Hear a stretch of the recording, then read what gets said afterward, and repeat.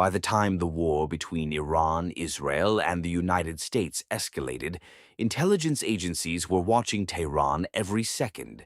Satellites passed over the city multiple times a day. Signals intelligence teams monitored encrypted communications. Drones silently patrolled the skies far beyond Iranian radar coverage. For years, the movements of Iran's supreme leader had remained a mystery. He rarely appeared in public. When he did travel, he moved through heavily protected convoys guarded by elite units of the Revolutionary Guard. His locations were often changed at the last minute to prevent assassination attempts. But during the chaos of war, something unusual happened. Iran's leadership began gathering in emergency command centers across Tehran. Military commanders needed direct instructions. Missile launches had to be coordinated, air defenses had to be activated, and the supreme leader himself was expected to oversee the country's response. Then intelligence analysts noticed something important. Encrypted messages were moving between several Iranian military headquarters. One specific location kept appearing in the communications traffic. A fortified complex in northern Tehran. The building itself appeared ordinary from the outside, but underground, intelligence believed it housed a secure war command center. This was where senior commanders gathered during moments of national crisis.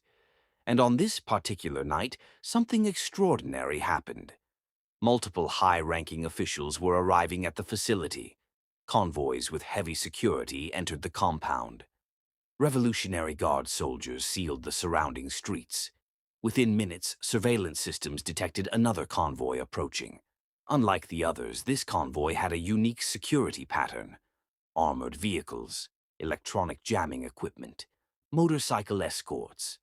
Intelligence analysts immediately recognized the pattern. This was not just any government convoy. It matched the security signature used by Iran's supreme leader. For years, intelligence agencies had waited for a moment like this. Now, suddenly, the most protected man in Iran might be inside a single building. Inside a war room thousands of miles away, analysts stared at their screens. If the information was correct, this was the opportunity they had been waiting for. But the window might only last a few minutes. The discovery triggered immediate alarms inside military command centers. Within minutes, intelligence officers presented the information to top decision-makers. The question they faced was enormous. Should they strike?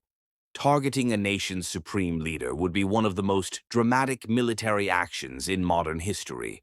It could destabilize Iran's entire government, but it could also ignite a much larger war.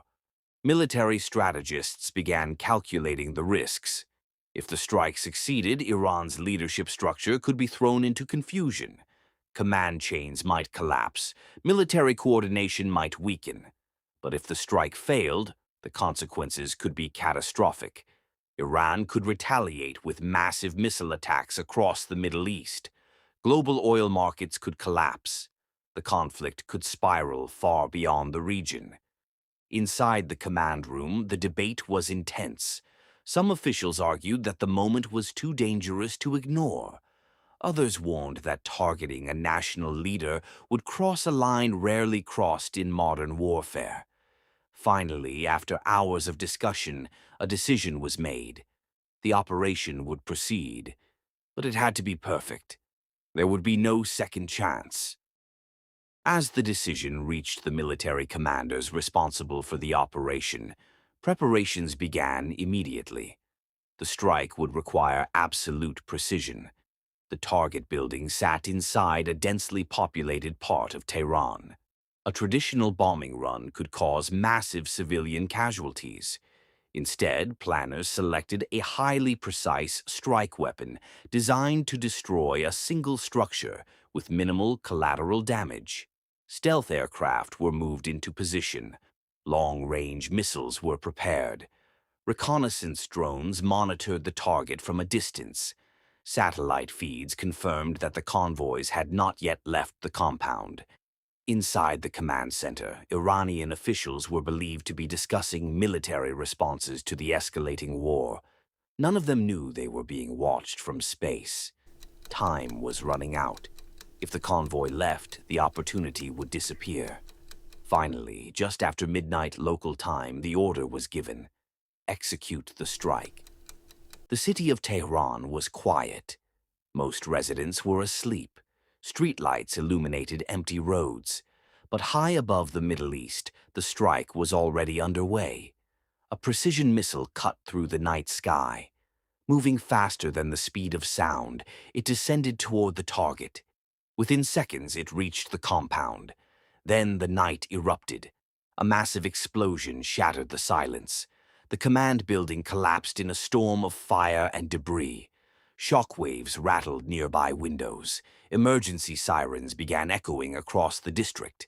Iranian air defense units activated immediately, scanning the skies for incoming aircraft. But the strike had already happened, and it had taken only seconds. Within minutes, emergency vehicles rushed toward the destroyed building. Firefighters battled flames, security forces sealed the surrounding streets, and inside the Iranian government, confusion spread rapidly. Who had been inside the building? Was the supreme leader there? No one immediately knew. But rumors began spreading among military officers. Something terrible had happened. In the hours that followed, Iranian officials struggled to understand the scale of the attack. Communication lines inside the command center had gone silent. Several high-ranking commanders were unaccounted for. Rescue teams searched through the rubble, but the destruction was severe. Meanwhile, intelligence agencies around the world were watching closely. Satellite images showed the building completely destroyed. But one question remained unanswered. Was the supreme leader among the casualties? Iranian state media initially remained silent. Government spokespeople refused to confirm anything. But inside Tehran, panic was spreading. If the supreme leader had been killed, the political consequences could be enormous. Iran's constitution includes a process for selecting a new leader. But that process can take time. And during a war, even a short period of leadership uncertainty could create serious problems. Military commanders waited anxiously for confirmation. Foreign governments prepared emergency statements. And across the Middle East, tensions continued rising. Then, several hours after the strike, reports began appearing on social media. Unconfirmed sources claimed that the supreme leader had been seriously injured. Others claimed he had been killed.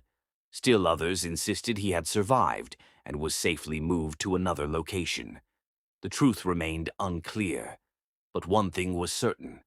The war had just entered a dangerous new phase, because whether the supreme leader was alive or dead, the message of the strike was unmistakable. No target was beyond reach.